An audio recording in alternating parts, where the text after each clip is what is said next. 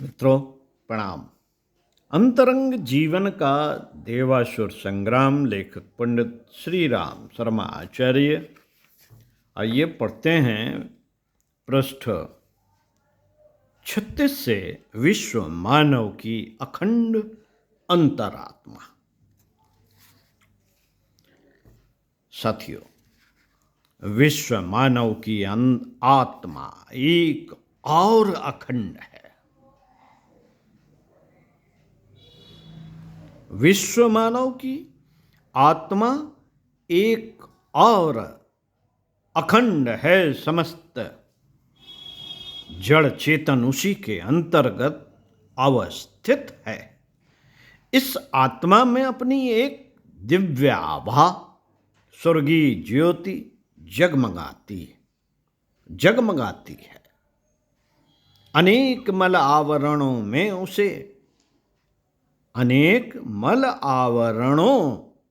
ने उसे ढक रखा है।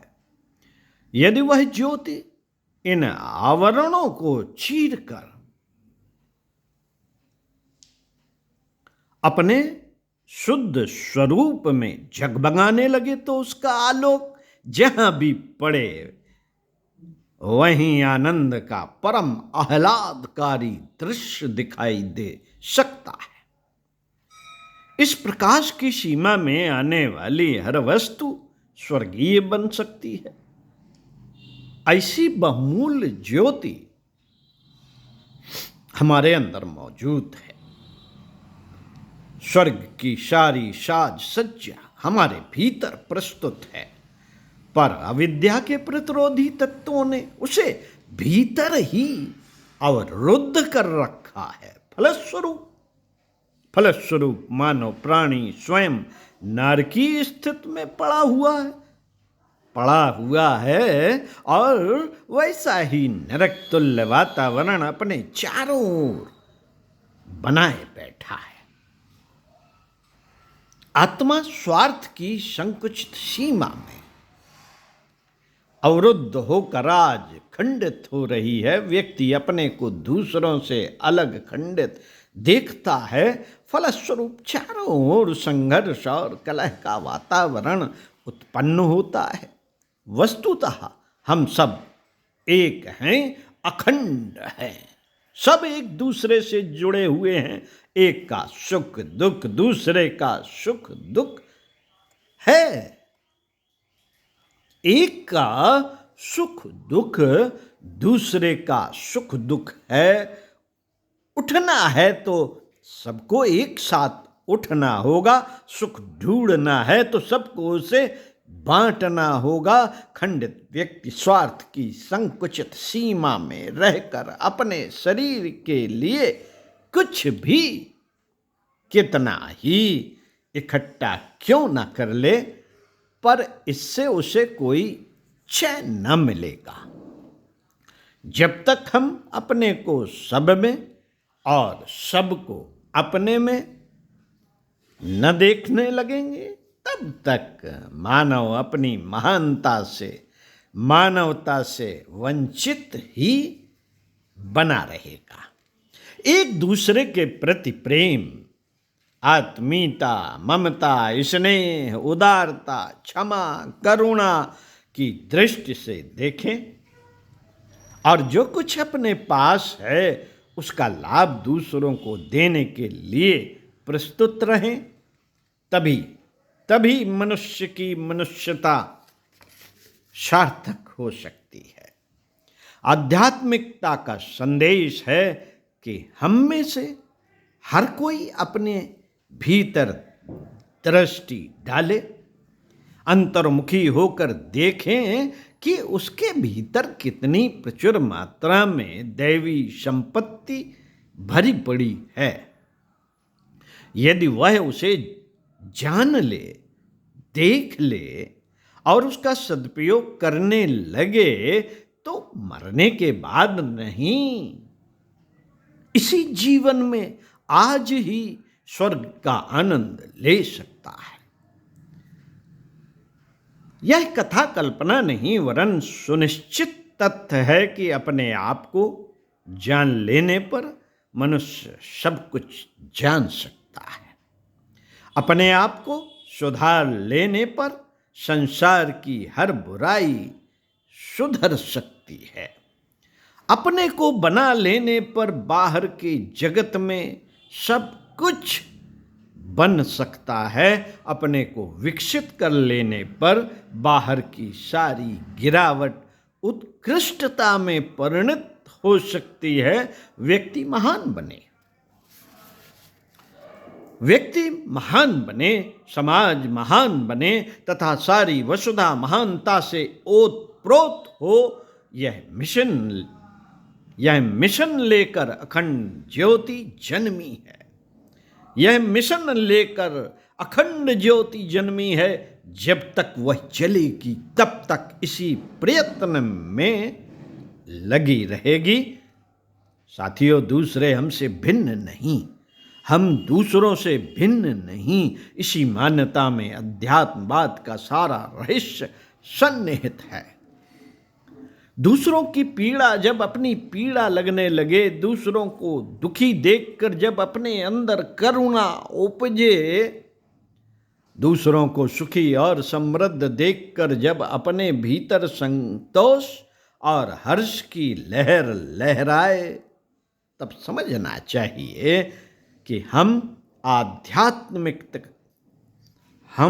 आध्यात्मिकता के वास्तविक स्वरूप को पहचानने और ग्रहण करने की स्थिति में पहुंच रहे हैं।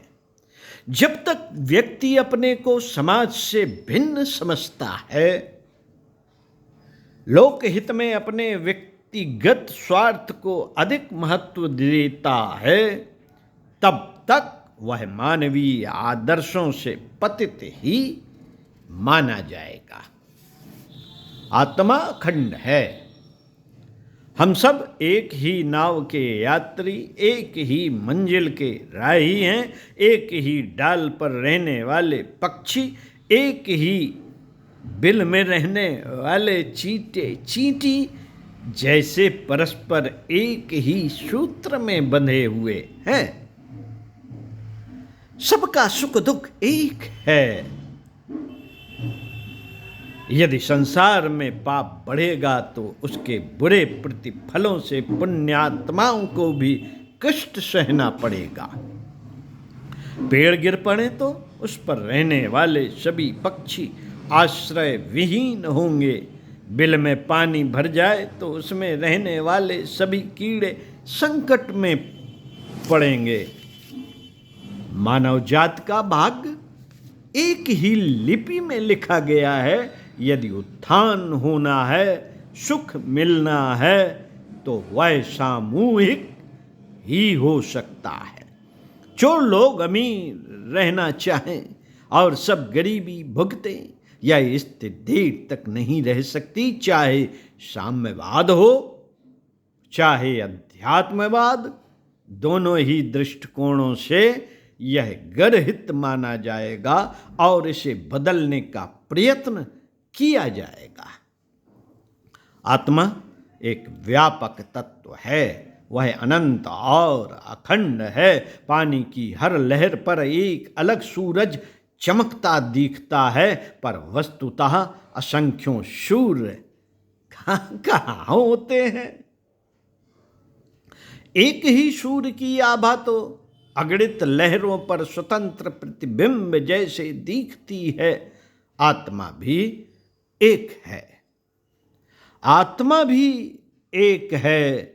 उसकी अखंड ज्योति एक है। हम लहरों पर चमकने वाले प्रतिबिंबों की भांति अलग भले ही दिखाई दें, पर वस्तुतः हम सब एक हैं। एक ही ज्वाला की अगणित चिंगारियां विभिन्न शरीरों में जलती दिखती हैं। एक ही बिजली घर की प्रचंड धारा अनेक बल्बों में चमकती है, पर धारा का उद्गम एक है। इस एकता को जितनी जल्दी हम समझ लें, उतना ही उत्तम है। वेदांत का अद्वैत सिद्धांत ही सत्य है, द्वैत मिथ्या है। द्वैत को मिटाकर अद्वैत की प्राप्ति के लिए ही अध्यात्म शास्त्र और साधना विज्ञान का आविर्भाव हुआ है। जीव जब अपनी सत्ता को भुला करके ईश्वर में लीन हो जाता है तब समाधि का, मुक्ति का सुख मिलता है। लौकिक जीवन में भी सुख शांति का यही मार्ग है। व्यक्ति अपने संकुचित स्वार्थों की शैली में सोचना छोड़कर समाज की, समूह की बात सोचने लगे तो सर्वांगीण मुक्ति का वातावरण विनिर्मित हो सकता है। राजनीतिक स्वतंत्रता, आर्थिक स्वतंत्रता, सामाजिक स्वतंत्रता, धार्मिक स्वतंत्रता आदि स्वतंत्रता के विविध आंदोलन चलते रहते हैं। आत्मा स्वतंत्र है, वह बंधन में नहीं रहना चाहती। जब छोटी सी चिड़िया एक पिंजरे में बंद रहने की पराधीनता स्वीकार नहीं करती और अवसर मिलते ही उन्मुक्त आकाश में उड़ जाती है, तो आत्मा ही क्यों पराधीन रहे? स्वाधीनता की उसकी भूख स्वाभाविक है। यह भूख आत्मिक स्वतंत्रता में ही जाकर पूर्ण होती है। व्यक्ति छोटे से शरीर के लिए, छोटे से कुटुंब के लिए सब कुछ सोचे और सारे संसार की कठिनाई की ओर से आंखें बंद कर ले, तो यह संकीर्णता, सीमाबद्धता, स्वार्थपरता ही कही जाएगी। इसी भव बंधन में बंधा हुआ तो प्राणी जन्म मरण की फांसी में झूलता रहता है। मित्रों, संकुचित स्वार्थों की सीमा में अवरुद्ध व्यक्ति तुच्छ है।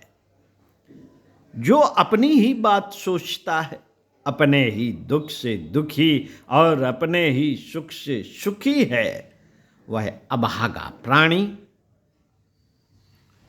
पानी की एक बूंद की तरह है जिसका अस्तित्व उपहासास्पद है, उपहासास्पद ही रहता है।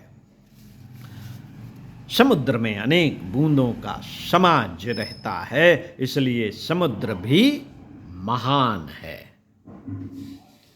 और उसकी हर बूंद भी धन्य है। सूर्य अपनी ज्योति को अपने घर में ही प्रकाशित नहीं रहने देता, वरन उसकी किरणें लोक लोकांतरों तक निस्वार्थ भाव से बिखरी रहती हैं। इसी से सविता को देवता कहते हैं।